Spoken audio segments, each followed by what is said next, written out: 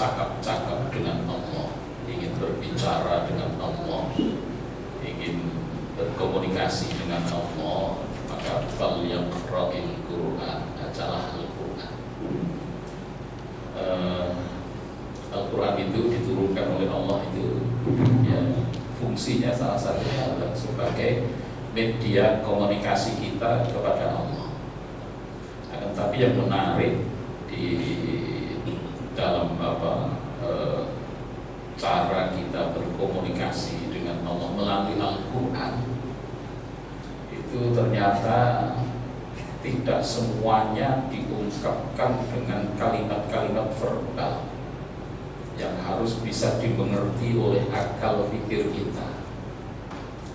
Kalau Al-Quran kita batasi bahwa Al-Quran itu baru bisa bermanfaat, bermakna kalau kita faham artinya, maka ya sudah, ini sudah shadaqallah berarti sudah kita butuh, karena kita bisa cek diri kita masing-masing, jamaah kita masing-masing, jamaah kita di masjid ini. Seandainya ada 100 orang yang bisa baca Quran, itu kita bisa hitung paling-paling tinggal 50 orang. Itu yang bisa baca. Belum lagi kalau ditanya yang bacaannya benar, nah itu juga sudah rontok lagi. Tinggal 25 orang itu udah bagus. Nah, dari 25 orang yang bisa baca Quran dan bacaannya benar, yang ngerti, habis itu udah hampir seluruh umat Islam yang ada di Indonesia ini, bahkan enggak Indonesia saja, di mana-mana itu kalau baca Quran nggak ngerti, termasuk kita. Jangankan untuk masyarakat awam, masyarakat umum, ustadznya saja kan juga nggak ngerti. Baca Qurannya asik, apalagi orang Indonesia. Indonesia itu dikagumi oleh masyarakat internasional. Ketika ada forum-forum MTQ internasional, kita sering tampil sebagai juara, tapi rata-rata kita baca Quran nggak ngerti. Nah, terus kalau Al-Quran itu alat komunikasi kita kepada Allah, padahal kita nggak ngerti. Kalau kemudian kita membatasi bahwa komunikasi itu baru akan berhasil kalau kita mengerti maknanya, ya sudah, Al-Quran itu kita tutup saja. Shadaqallahul adzim. Rata-rata kita gak paham. Ternyata beda. Jadi bahasa Al-Quran ada yang diungkapkan dengan bahasa verbal, memang harus dimengerti dengan akal. Tapi yang begini ini tidak diperuntukkan untuk semua umat. Tidak, hanya dipilih orang-orang tertentu saja yang punya kesempatan untuk belajar bahasa Arab, belajar balaghah, belajar batik, ma'ani dan lain sebagainya. Ini yang baru kemudian dia bisa menangkap apa yang diinginkan oleh Allah melalui kalimat-kalimat verbal itu. Karena apa? Kemudian Rasul memberikan satu semacam ancaman sebenarnya, man fassaral Qur'ana bi ra'yihi, barang siapa yang menafsirkan Al-Quran mengikuti ra'yinya saja, kepentingannya saja, falyatabawwa maq'adahu minan nar, ya sudah, siap-siap ambil kapling ada di neraka kan. Kenapa terbatasan kayak gitu? Karena memang tidak semua orang itu punya kemampuan untuk itu. Bagaimana kita menyikapi kalau ternyata kita nggak punya kemampuan untuk memahami Al-Quran? Gampang sekali, Pak. Jangan paksakan diri kita yang memang nggak punya kesempatan untuk belajar bahasa Arab, juga nggak punya kesempatan belajar balaghah, nggak punya kesempatan. Ya sudah, jangan paksakan. Buka Quran terjemah, terus kemudian nafsiri, ya berantakan. Orang ini baca Quran terjemah saja itu gak paham. Saya bisa pastikan gak paham. Ini kan Al-Quran itu punya gaya bahasa yang beda.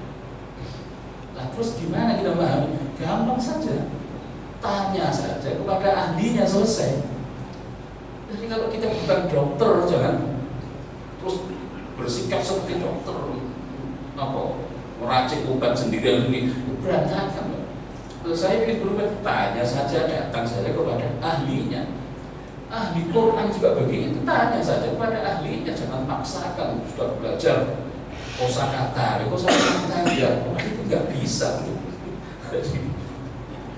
Banyak sekali pertentangan yang harus dipahami dengan melibatkan disiplin tersendiri.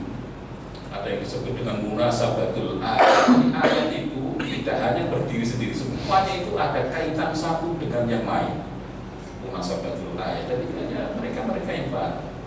Kita sudah alhamdulillah, kita punya tokoh seperti Pak Quraisy ya sudah baca tafsirnya selesai.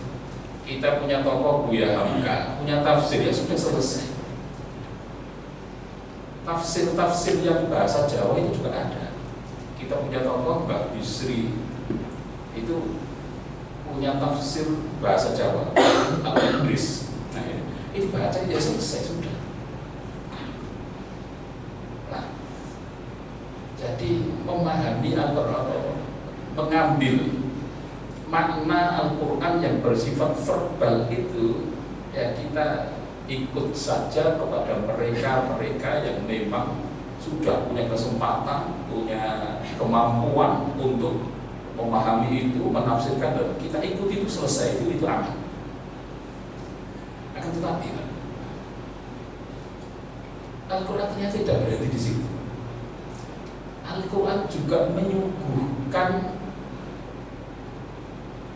cara berkomunikasi dengan Allah yang tidak melalui pendekatan verbal itu, tapi lebih kepada pendekatan rasa. Karena ada beberapa ayat itu yang sampai sekarang itu nggak diketahui maknanya. Sampai sekarang, jangankan kita orang Indonesia ini, orang Arab sendiri nggak tahu maknanya apa. Bukan orang Arab sekarang, orang Arab zaman dulu, zaman sahabat besar itu juga nggak tahu maknanya. Ketika Rasul membacakan ayat ini, mereka tertegun saja, dan mereka sudah mulai memahaminya itu dengan tidak menggunakan akal fikirnya, tapi yang digunakan rasa.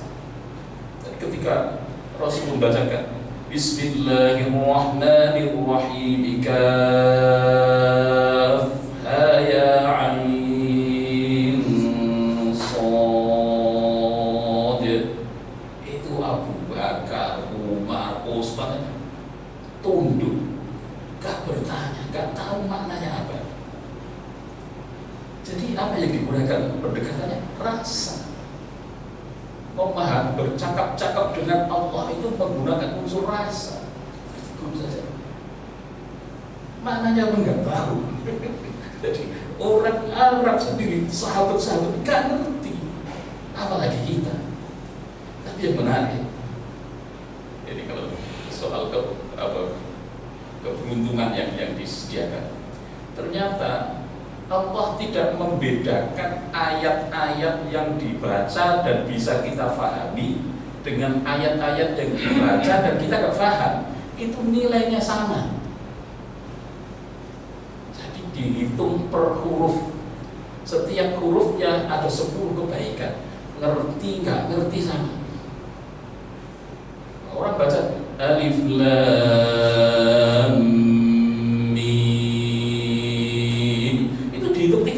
alifnya 1 huruf, lamnya 1 huruf, mimnya 1 huruf, 1 hurufnya 10 kebaikan. Jadi orang baca alif lam yang nggak ngerti artinya, sampai kapan pun nggak ngerti, sampai kapan pun nggak bakal ngerti. Ada sekarang ada orang menafsirkan Al-Quran, alif lam itu alifnya Allah, lamnya Jibril, mimnya Muhammad. Itu orang yang sedang melakukan spekulasi. Itu bukan penafsiran. Sampai kapan? Maka kalau Bapak punya kesempatan untuk buka tafsir itu, setiap ada ayat-ayat fawatihus suwar namanya, ada huruf-huruf yang dipakai untuk membuka awal-awal surat itu selalu ahli tafsir menyatakan Allahu a'lamu bimuradih. Hanya Allah yang mengetahui apa yang dimaksud itu.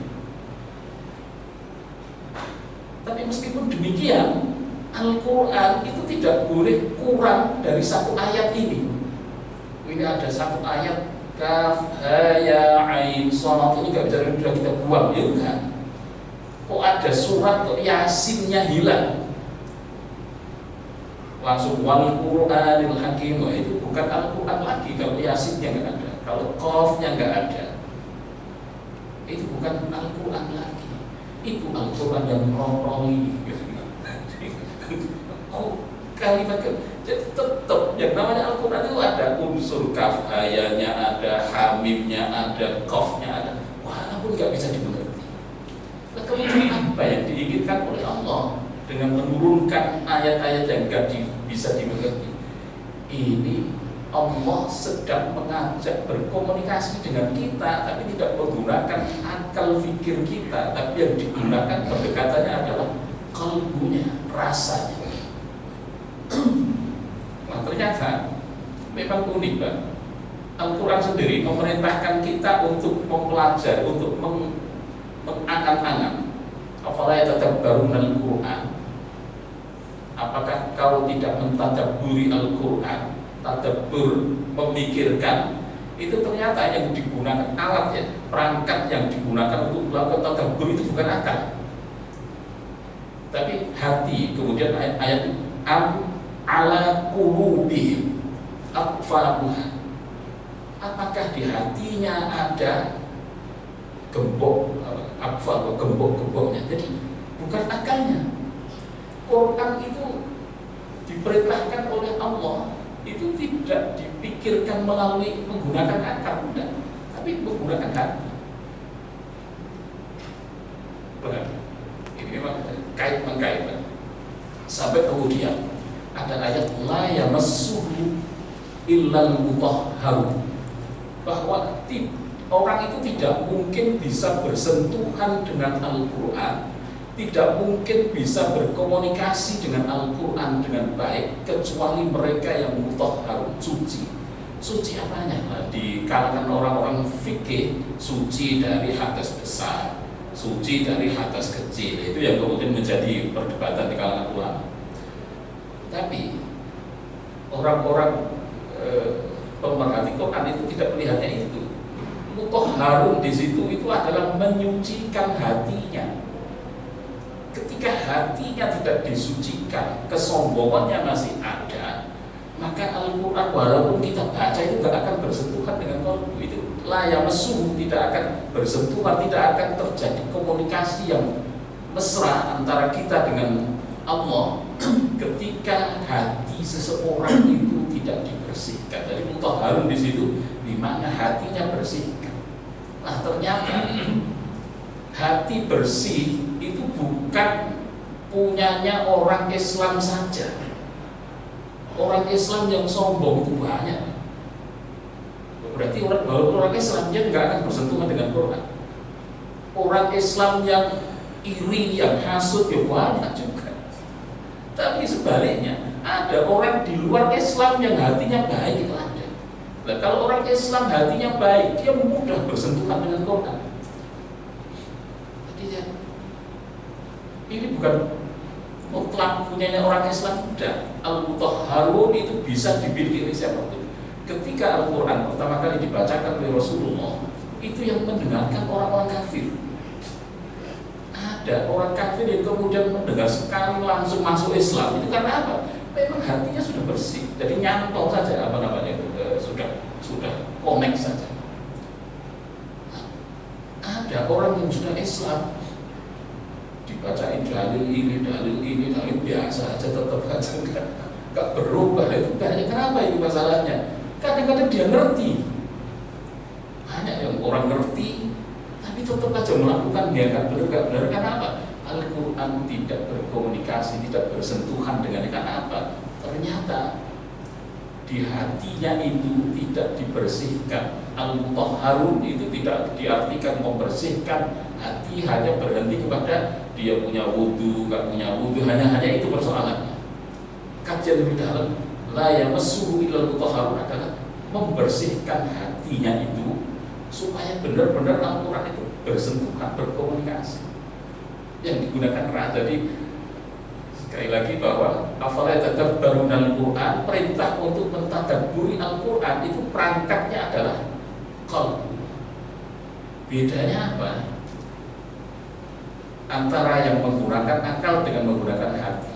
Kalau yang menggunakan akal itu biasanya ditandai dengan dahinya agak berkerut gitu, mikir berkerut gitu. Nah, yang model gini nih, yang itu diperintahkan bukan untuk ayat Quran, tapi diperintahkan wa yatafakkaruna fi khalqis samawati wal ardh, yang harus dipikirkan melalui itu dengan pikiran yang kuat, yang cerdas, itu memikirkan alam semesta ini, fi khalqis samawati wal ardh. Tapi kalau Quran enggak, dengan hati itu apa? Damai, tenang, ya sudah itu saja. Tapi kalau alam ini hitung-hitungannya harus cermat, harus apa ini, menggunakan akal fikir. Maka orang baca Quran itu yang didapatkan kemudian harusnya adalah rasa damai, karena perangkat itu hati, bukan tambah yang waduh besok kiamat betul-betul enggak. Besok kiamat kamu itu terjadi, tidak ada masalah. Jadi yatafakkaruna fi khalqis samawati wal ardh, memikirkan menggunakan akal pikir itu yang perangkat akal pikir itu untuk memikirkan alam semesta, ciptaan langit, bumi, bagaimana mengatur kehidupan ini dan seterusnya. Itu menggunakan akal pikir. Tapi kalau Al-Quran memerintahkan ala qulubihim aqfaluha, apakah dalam hatinya itu ada gembok sehingga nggak bisa merasakan itu. Bapak Ibu rahimahumullah, suatu ketika ada satu peristiwa yang luar biasa. Sayyidina Umar itu dalam keadaan marah luar biasa karena dia saat itu ingin membunuh Nabi Muhammad. Dia sedang marah, dia sedang menghunus pedang ingin membunuh Nabi Muhammad. Dia orang yang bersih, hatinya itu bersih. Umar itu walaupun dia kafir tapi hatinya bersih.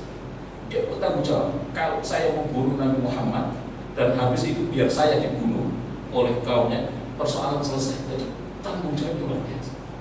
Tapi kemudian di tengah jalan ada yang mengingatkan, kenapa kamu harus ngurusin Nabi Muhammad? Kenapa enggak kamu urus saudaramu sendiri, Fatimah adiknya, ternyata sudah masuk Islam. Marahnya memuncak, dia datangin rumahnya. Sebelum masuk rumah dia mendengarkan Fatimah dan suaminya membaca ayat, yang ayat itu diawali dengan ungkapan Toha. Ini ungkapan yang langsung menggedor hatinya Umar bin Khattab, karena Toha itu juga gak bisa dimaknai. Apa itu Toha? Itu yang taqwa ini masuk dalam hatiku. Akhirnya dia masuk Islam dari itu. Jadi justru dengan bahasa-bahasa yang gak bisa difahami, karena hatinya Umar walaupun saat itu masih kafir, itu sudah bersih. Banyak orang yang salah memahami Umar itu sebelum masuk Islam. Tidak, Umar itu orang yang luar biasa, hatinya bagus, tegas dalam bersikap. Kalau dia meletakkan orang sebagai musuh, tapi tetap dihargai, dihormati. Jadi nggak melakukan kemaksiatan, enggak. Dia orang hebat.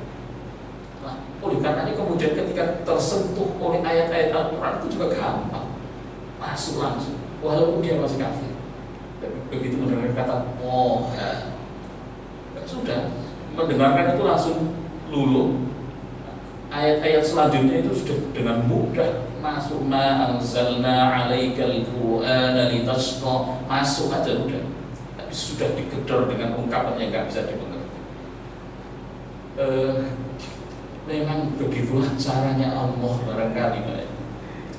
Kita itu berkomunikasi satu sama lain itu memang ada tingkat-tingkatan.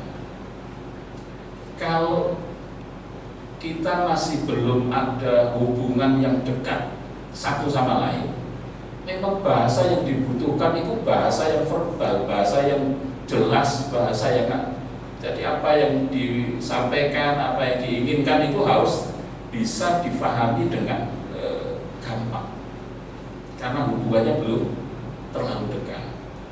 Tapi begitu hubungannya sudah mulai dekat, bahasanya sudah naik. Tidak harus dengan bahasa yang vulgar kayak gitu, tapi bahasa-bahasa sindiran itu sudah mulai bisa difahami. Al-Quran itu yang menggunakan bahasa vulgar itu sedikit sekali. Kesininya itu sudah menggunakan bahasa-bahasa kiasan, sindiran. Ketika mengungkapkan orang yang baik itu diibaratkan seperti kalimat thayyibah.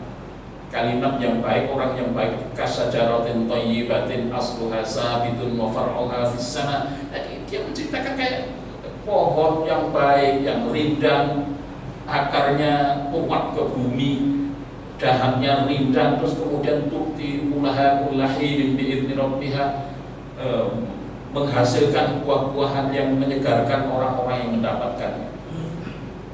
Bahasa-bahasa sindir, bahasa-bahasa kias, itu kan. Nah, selanjutnya ketika hubungan kita dengan Allah, dan memang ini akan diarahkan ke sana, kita dengan Allah itu diarahkan untuk punya hubungan yang sangat dekat. Ketika sudah dekat itu bahasanya sudah tidak lagi menggunakan bahasa sindiran aja, enggak, tapi sentuhan rasa. Nah, itu adanya di mana? Ya, ketika Al-Quran menyampaikan dengan fawatihus suwar, itu sudah bahasa qalb. Ketika Al-Quran menghadirkan kaedah baca, yang di situ kita ketemu ada gunna, ada ikhfa, ada macam-macam itu, yang semuanya itu sebenarnya tidak berhubungan dengan makna yang kita kenal dengan ilmu tajwid itu tidak berhubungan dengan makna. Nyatanya orang Arab itu kalau dia bercakap-cakap dengan sesama Arab itu, bahasa Arab juga pakai tajwid bisa dimengerti. Bahkan kalau pakai tajwid malah bingung. Min aina anta, min aina anta, begitu.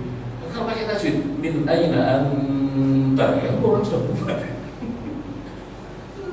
Oh, berarti Quran tajwid itu gak mempengaruhi makna. Tapi yang unik, meskipun gak mempengaruhi makna, ternyata Rasulullah dilarang oleh Allah untuk membaca Al-Quran sebelum mendapatkan pengajaran. Jadi Rasul ketika mendapatkan wahyu itu, Rasul juga ada rasa jangan-jangan takut lupa dan lain sebagainya.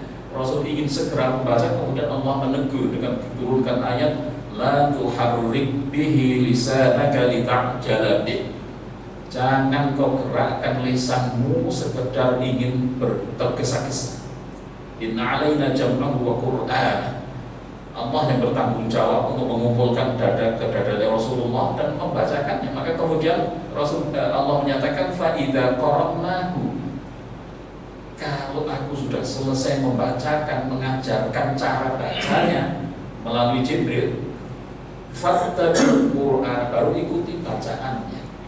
Loh, apa yang terjadi kalau seandainya belum ada pengajaran dari Jibril? Apa Nabi Muhammad gak bisa baca? Bisa, tapi tidak bertajwid. Quran akan dibaca tanpa tajwid. Apa maknanya berubah? Tidak. Tapi yang hilang adalah unsur rasa. Unsur rasa yang itu yang akan mempengaruhi hati seseorang itu adanya di rasa. Jadi ketika kita membaca Al-Quran, ada dengungan-dengungan, itu nggak ada kaitan dengan makna. Alladzina yu'minuna bil ghaibi wa yuqimuna as-salata wa mimma razaqnahum yunfiqun. Bapak baca wa mimma tanpa didengungkan atau yunfikun, nggak pakai dengungan, maknanya nggak berubah. Tapi itu salah. Allah menyalahkan. Enggak begitu cara bacanya. Diajarkan oleh Allah dengan warattalnahu, aku membacakannya. Al-Quran itu melalui Jibril. Itu enggak begitu cara bacanya gimana? Cara bacanya itu di situ ada yang harus ditahan. Wa mimma razaqnahum yunfiqun. Temponya itu sama antara mim dengan itu temponya sama. Loh, apa yang diinginkan? Enggak, bukan makna, tapi ada sentuhan rasa. Jadi ini subuhannya Allah, ini media komunikasinya Allah kepada manusia yang langsung masuk ke dalam hati sanubarinya. Sehingga orang yang, apalagi orang Indonesia ini, orang Indonesia rata-rata baca Qurannya lebih bagus dibanding orang Arab sendiri. Kalau Bapak haji itu Bapak akan mendengarkan banyak orang-orang Turki, orang baca Qurannya berantakan. Orang Arab sendiri tuh kalau nggak pernah ngaji pasti salah bacanya. Orang Arab yang di Mekah itu kalau nggak pernah ngaji pasti salah bacanya. Apalagi cuma Arab tanah Abang, pasti salah. Jadi harus mendengarkan guru. Nah, ini uniknya di situ. Padahal nggak berubah makna, tapi Allah menegaskan rattalnahu tartilan, baru rattilil. Aku telah membacakan dengan tartil, dengan bertajwid, baru rattilil Quran, bacalah Al-Quran dengan tartil. Itu bahasa kalbu. Maka orang Indonesia itu sudah terbiasa dengan itu. Dan baca Qurannya orang Indonesia lebih baik. Oh, kadang-kadang nggak tahu tulisannya itu bisa bunyi loh. Tulisannya kayak apa kita nggak tahu, nggak bisa baca. Tapi ya si Al-Quranil Hakim sampai selesai itu bisa. Luar biasa gitu.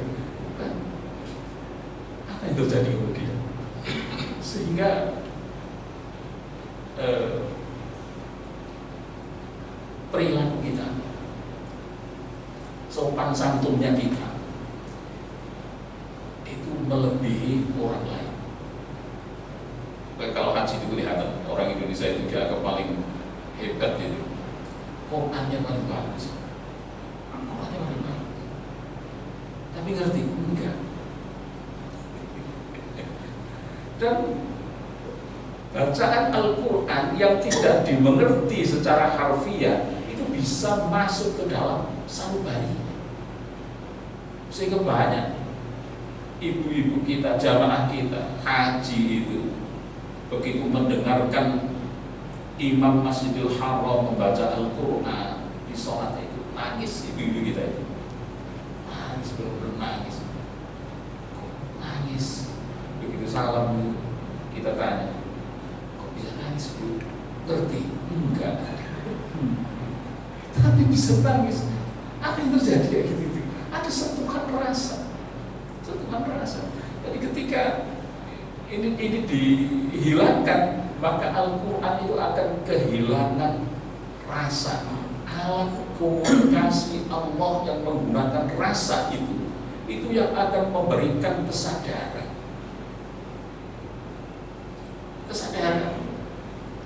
Kesadaran untuk apa? Untuk bisa mengetahui, bisa merasakan, oh ini pantas, oh ini gak pantas. Gak sampai pada tingkat oh ini haram karena dalilnya ini enggak. Tapi sudah, oh ini pantas, ini gak pantas. Tahu.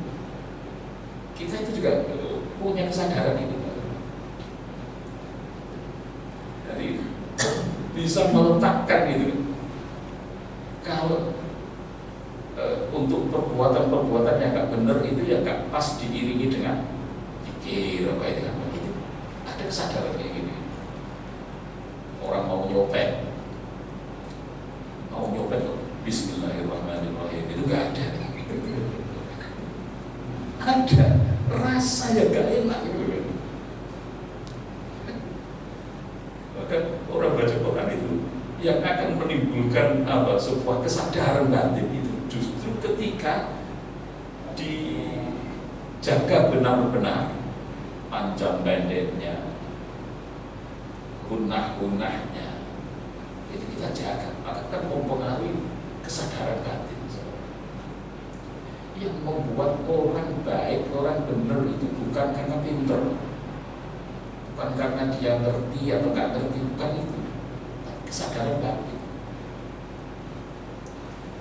Kita bisa cek bareng-bareng. Coba kita datang ke penjara-penjara ini, coba ditanya satu persatu orang yang masuk penjara, kenapa masuk penjara? Saya mencuri, saya ini, saya ini. Tahu nggak itu haram? Itu nggak boleh. Ya tahu, semuanya tahu. Kadang-kadang tukang khotbah itu masuk penjara juga. Tukang khotbah apa ya nggak ngerti? Ngerti. Nah, pengertiannya di mana? Di akal pikirnya, di otaknya. Tapi di hatinya itu yang nggak mampu dia kendalikan. Ya, siapa yang mempengaruhi hati itu? Mempengaruhi hati itu bukan bacaan-bacaan Al-Quran yang verbal, itu bukan, tapi yang ada unsur rasa. Pokoknya kita rasakan saja. Jadi kita membaca, ada matnya, ada hunahnya, ada apa, kita rasakan, itu hati kita akan mulai tertata. Orang kalau sudah sampai tingkat ini, Pak, pembicaraan itu tidak harus dengan bahasa verbal, tapi dengan bahasa-bahasa yang contoh ini, suami istri kalau sudah saling kenal, akrab satu sama lain, nggak usah ngomong, kedipan matanya istri itu suami tahu. Kok kedipnya kok beda, itu tahu suaminya. Oh, ini kayaknya belanjanya kurang. Batuknya suami, istri juga tahu. Oh, ini kopi. Batuk kopi. Kan sudah dekat. Jadi nggak harus dengan bahasa yang verbal, itu tidak harus. Al-Quran itu juga begitu. Dengan Allah itu kita coba kita baca. Fabi ayyi ala'i rabbikuma tukadziban. Apa maknanya? Karena kita nggak ngerti. Tapi ada rasa yang bisa kita ambil, bisa kita rasakan. Khalaqal insana min salsalin kal fakhar wa khalaqal janna min marijin min nar. Tidak ada apa namanya tempo-tempo yang harus tetap terjaga stabil, tidak ada yang belang-belentong apa itu. Terjaga dengan tertib, dengan apa, itu yang akan membuat rasa dalam batin. Sampai gini, saya perhatikan juga ada di dalam kaidah tajwid itu ada namanya mat, itu ada dibagi dua. Mat yang asli itu disebut dengan mat tabi'i. Yang selain itu disebut mat far'i, itu cabangnya macam-macam. Yang menarik, kata tabi'i itu di mana tabi'ah? Tabi'ah. Orang itu akan kelihatan tabi'ahnya baik atau enggak, itu lihat aja bacaan orang mat tabi'inya benar atau enggak. Mat tabi'i itu yang dua ketukan itu. Yang dua ketukan itu. Bismillahirrahmanirrahim. Itu kan tabi'i semuanya. Nah, itu akan kelihatan. Kalau orang Bismillahirrahmanirrahim kepanjangan gitu kan, ini jangan dikasih jabatan penting-penting lagi, mengerikan, suka melebih-lebihkan kan.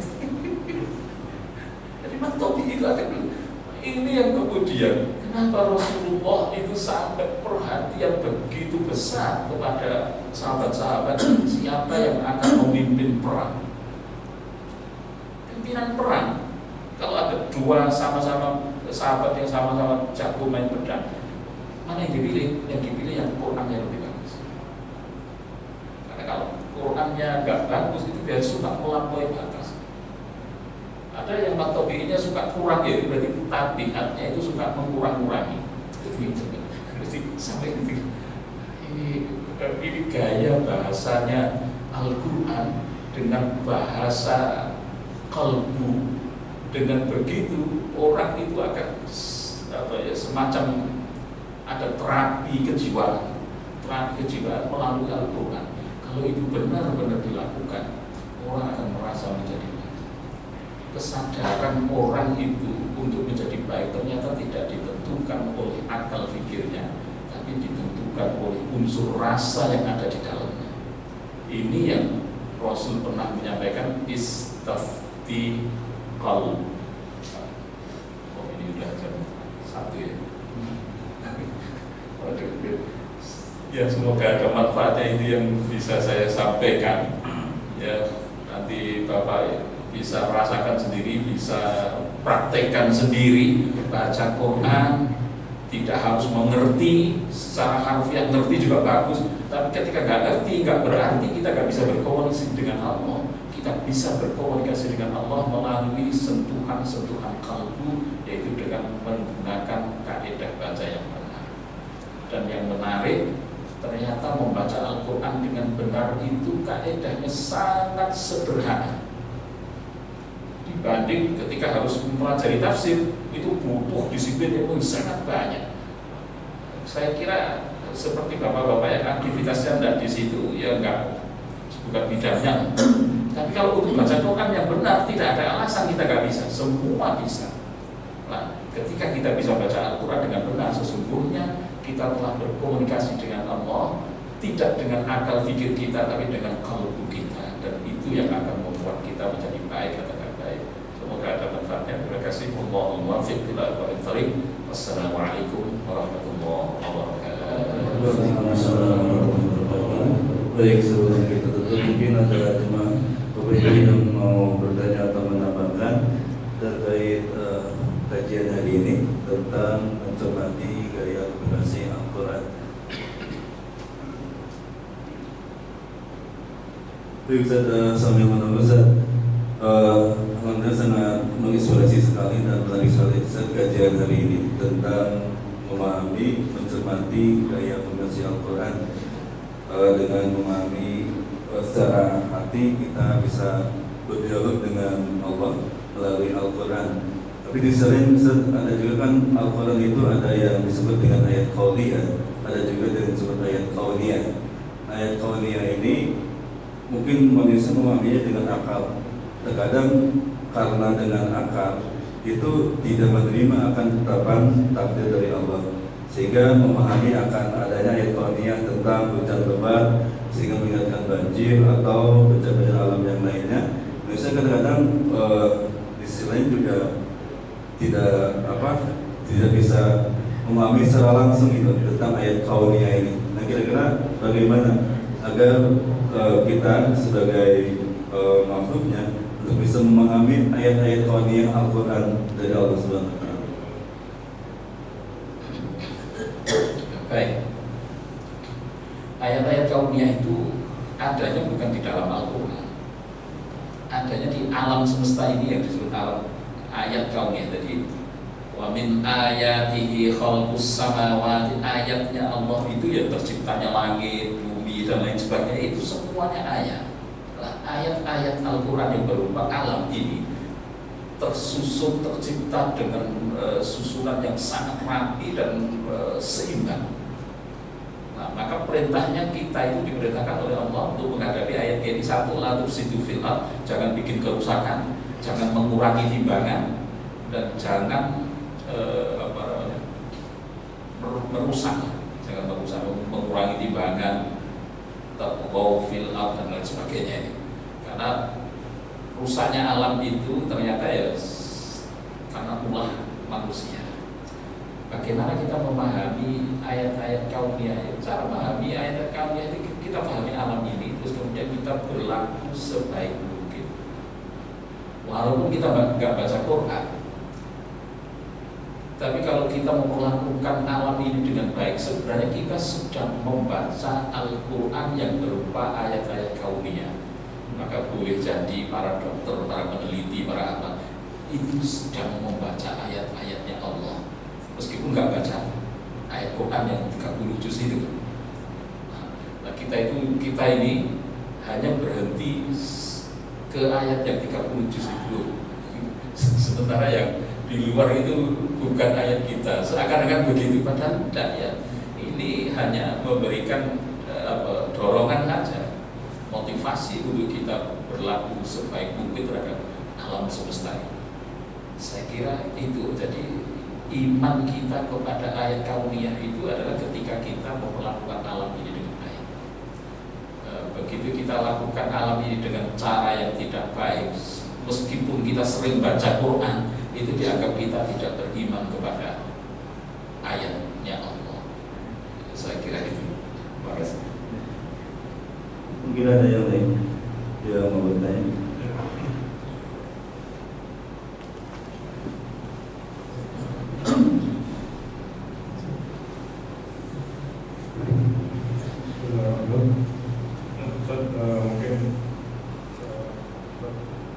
Mungkin selama ini pemahaman kita terkait bagaimana cara berkomunikasi dengan Allah saat membaca Quran itu lebih kepada ini, sifatnya itu pemahaman dan penghayatan. Ya, dengan tadabbur, dengan penghayatan ya. Mungkin semacam dengan merenungkan maknanya,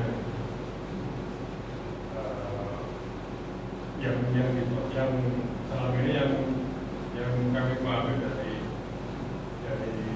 ya istilahnya dari kajian itu seperti itu.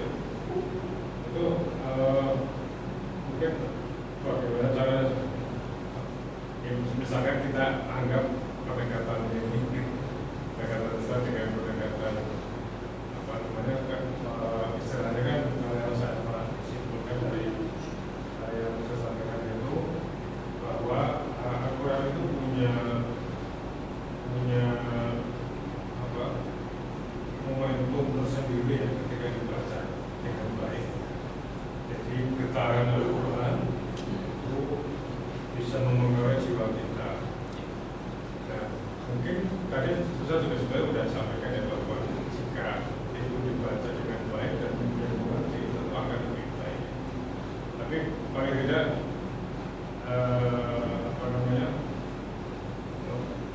mungkin bagaimana mempertemukan itu atau tidak usah dibutuhkan antara pendekatan konsep tadi ya, pendekatan Al-Quran sebagai istilahnya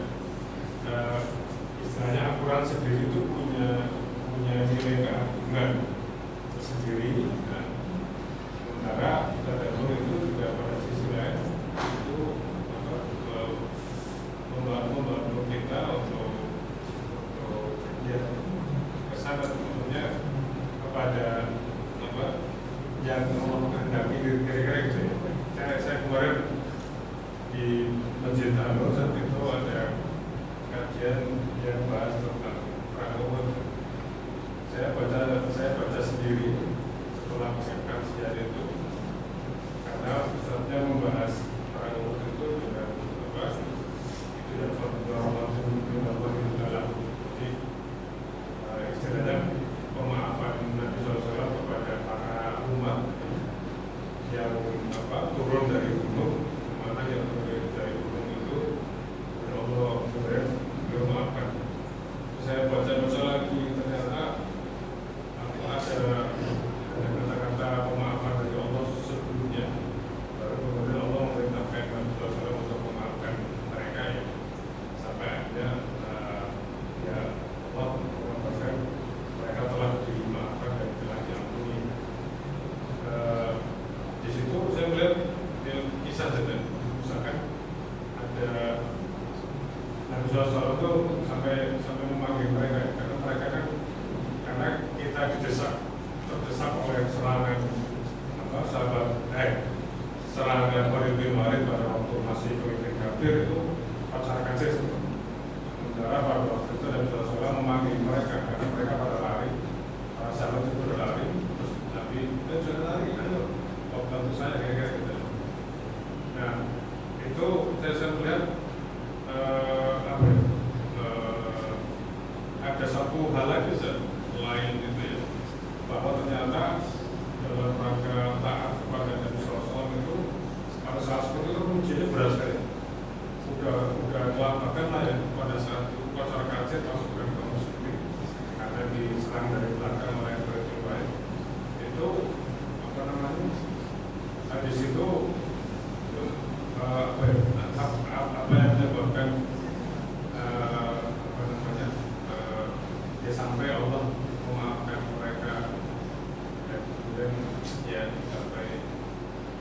pada saat itu mungkin seperti kita juga pada saat kita mudah sekali berbuat maksiat ya, padahal nggak ada situasi genting yang memaksa kita berbuat maksiat, tapi kita dengan enaknya berbuat maksiat juga untuk taat kepada Allah dan Rasulnya juga cukup berat. Padahal nggak ada situasi genting apapun yang membuat kita enteng sekali berbuat maksiat.